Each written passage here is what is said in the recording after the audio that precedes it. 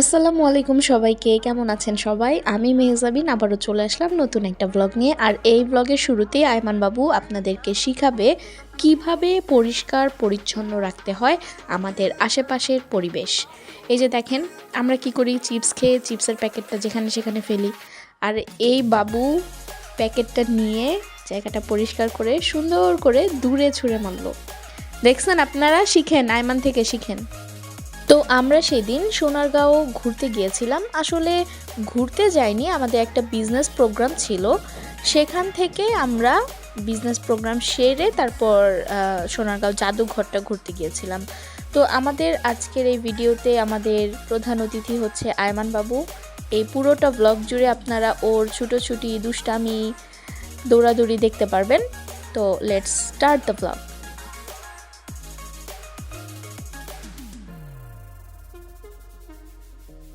আমাদের বিজনেস প্রোগ্রামটা যেখানে হয়েছে সেই পরিবেশটা খুবই সুন্দর ছিল। এক পাশে ছিল অনেক বড় একটা বিল, আরেক পাশে একদম সবুজ গাছের ছায়ায় ঘেরা একটা পরিবেশে আমরা সবাই আলোচনা শুনছিলাম। আমাদের কোম্পানির স্যার আলোচনা করছিল।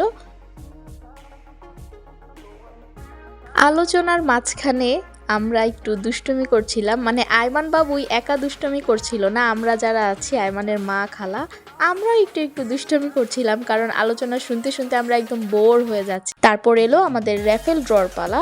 আর আমি আগে থেকেই জানতাম আমি র্যাফেল ড্রতে কোনো পুরস্কার পাবো না, কারণ আমার জীবনে আমি কখনো কোনো পিকনিকে বলেন, কোনো অনুষ্ঠানে বলেন, কোথাও আমি র্যাফেল ড্রতে কোনো পুরস্কার জিতি নাই। তো যাই হোক, আমার গ্রুপ থেকে, মানে আমাদের ব্রাঞ্চ থেকে যারা গিয়েছিল, আমার হাতে তো প্রায় 6-7টা টিকিট ছিল। আমি ভেবেছিলাম যে একজন না একজন তো পাবেই, বাট গেস হোয়াট, একজনও আমাদের ব্রাঞ্চ থেকে পায় নাই কোনো গিফট।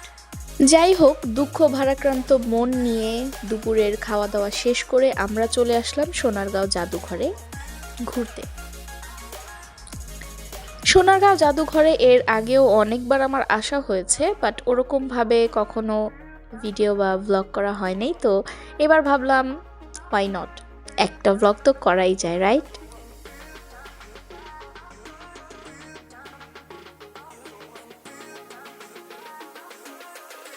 জাদুঘরে প্রবেশ মুখে যে রাস্তাটা ছিল, এটার ভিউটা আমার কাছে অনেক ভালো লাগছে, তাই আমি ঘুরান্টি মেরে একটা ভিডিও করছি। তো আমার সাথে যে কলিগ ছিল সেও বলল যে আমিও একটা ঘুরান্টি মেরে ভিডিও করব। যাই হোক, প্রতিটা ভিডিওতে আমাদের এরকম ঘুরান্টি মারা ভিডিও থাকে, সো ইগনোর ইট। আর এটা হচ্ছে মূল জাদুঘরে প্রবেশের পথ। আর এ পাশেও অনেক কিছু দেখার মতো ছিল।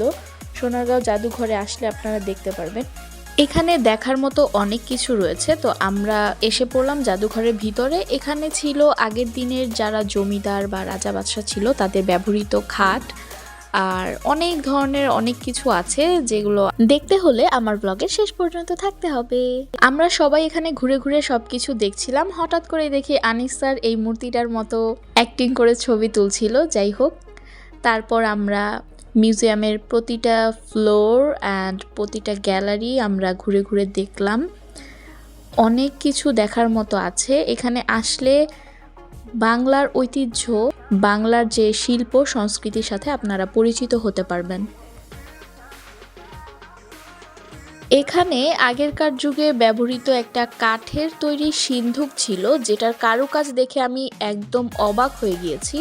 মানে কাঠের তৈরি সিন্ধুকের মধ্যে যে এত এত ডিজাইন আর এত এত চেম্বার থাকতে পারে, সেটা আমি নিজের চোখে না দেখলে বুঝতাম না।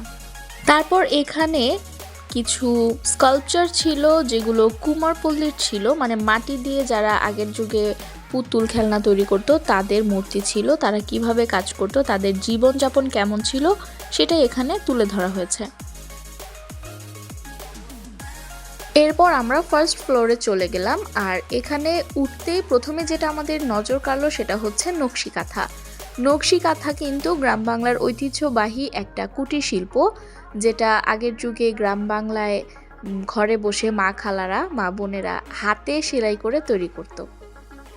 এখানে আয়মান বাবু প্রতিটা নিদর্শনই অনেক মনোযোগ দিয়ে খুঁটে খুঁটে দেখছিল, আর এমনভাবে দেখছিল যে মনে হচ্ছে ভিতরে লেখাগুলো পড়তেছে।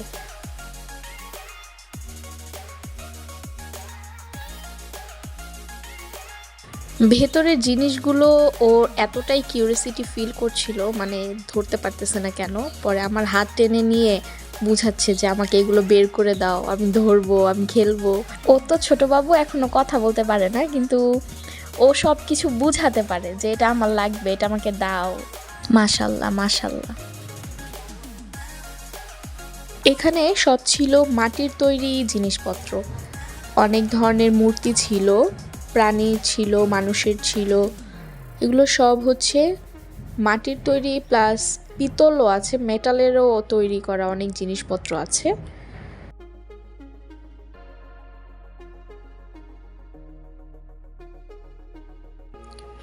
জাদুঘরে ঘুরতে ঘুরতে হঠাৎ করে দেখি আয়মান বাবু নেই, ও একটা চিপার মধ্যে চলে গেছে। তারপর ওকে টেনে ওইখান থেকে বের করা হচ্ছিল।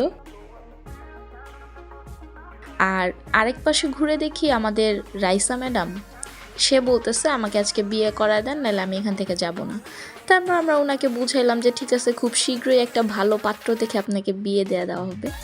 এই শর্তে উনি এখান থেকে আসার জন্য রাজি হলো। তারপর আমরা ওইখানে আরও অনেক কিছু দেখলাম, এগুলো মেবি কাঠের তৈরি ছিল, ফ্রুটস।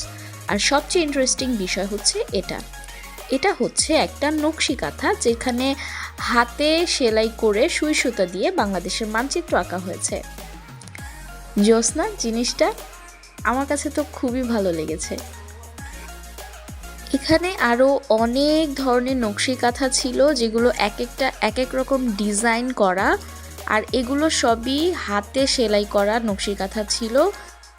নকশি কাঁথার প্রচলন এখন অনেকটাই কমে গিয়েছে, কিন্তু আগে বাংলাদেশের ঘরে ঘরে কিন্তু হাতে সেলাই করা এসব নকশি কাঁথা শোভা পেত। এবার আমরা চলে আসলাম সেকেন্ড ফ্লোরে। চলুন গিয়ে দেখি এখানে কি কি আছে। এখানে এসে দেখি আগের দিনে রাজা বা জমিদারদের ব্যবহৃত একটা পালকিতে উঠার আমার অনেক শখ ছিল, যদিও কখনো উঠতে পারিনি। তো আমি আর লোভ সামলাতে পারলাম না, কাছে গিয়ে উকি ঝুঁকি দিয়ে দেখলাম যে কেমন ছিল আগেরকার যুগের পালকিগুলো। এখানে আরও অনেক জিনিস ছিল যেগুলো আমরা ছোটবেলায় মেলা থেকে কিনতাম। এখন তো ওরকম মেলা হয় না, আর এগুলো পাওয়াও যায় না। এগুলো মাটির তৈরি অনেক ধরনের পুতুল ছিল। আর এখানে জমিদারদের যারা বউ ছিল বা রানী ছিল, তাদের ব্যবহৃত কিছু অর্নামেন্টস ছিল, গলার গহনা, পায়ের, হাতের বালা, কানের দুল, অনেক কিছু ছিল।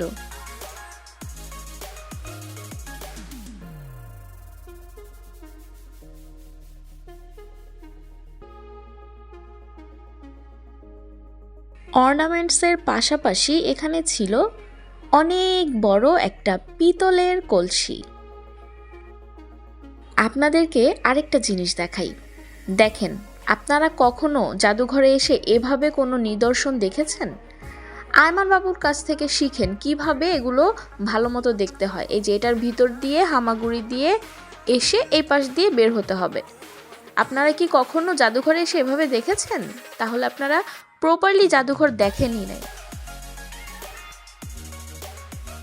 উপরের সবগুলো ফ্লোর ঘুরে দেখার পর আমরা নিচতলায় আসলাম আর্ট গ্যালারিতে। এখানে বাংলাদেশের বিখ্যাত বিখ্যাত চিত্রশিল্পীদের আর্ট করা ছবিগুলো আছে। তো এগুলো আমরা ঘুরে ঘুরে দেখলাম। এই তো আমাদের আজকের মতো জাদুঘর ঘোরা শেষ। জাদুঘরের বাইরে ছোট্ট একটা কুঁড়েঘর ছিল, আর এখানে ঢেকি ছিল, তারপর বাঁশের তৈরি অনেক কিছু ছিল, যেটা দেখলে গ্রামের কথা মনে পড়ে যায়। আর হঠাৎ করে এই পাশে দেখি একটা আপু রাগ করে তার বয়ফ্রেন্ডকে হাত ধরে টেনে নিয়ে যাচ্ছে। আমি বুঝলাম না কাহিনীটা কি ছিল, যাই হোক। তারপর হাঁটতে হাঁটতে আমরা পুকুর পাড়ে আসলাম, আর পুকুর পাড়ে এসে দেখি আমার ভাগ্নি ওর সুন্দর গাউনটা নিয়ে রাউন্ড রাউন্ড করে ঘুরে ঘুরে একটা স্লোমো ভিডিও করছিল, যেটা দেখতে আমার খুবই ভাল লাগছিল। তো আমাদের ঘোরাঘুরি আজকের মতো এখানেই শেষ। এই দেখেন আয়মান বাবু সবাইকে আল্লাহ হাফেজ বলছে। আল্লাহ হাফেজ, সবাই ভালো থাকবেন। আর ভিডিওটা ভালো লাগলে লাইক, কমেন্ট, শেয়ার করবেন এবং আমাদের পেজটাকে ফলো দিয়ে রাখবেন, আর আমাদের চ্যানেলটাকে সাবস্ক্রাইব করবেন। দেখা হবে নেক্সট ব্লগে। সে পর্যন্ত আল্লাহ হাফেজ।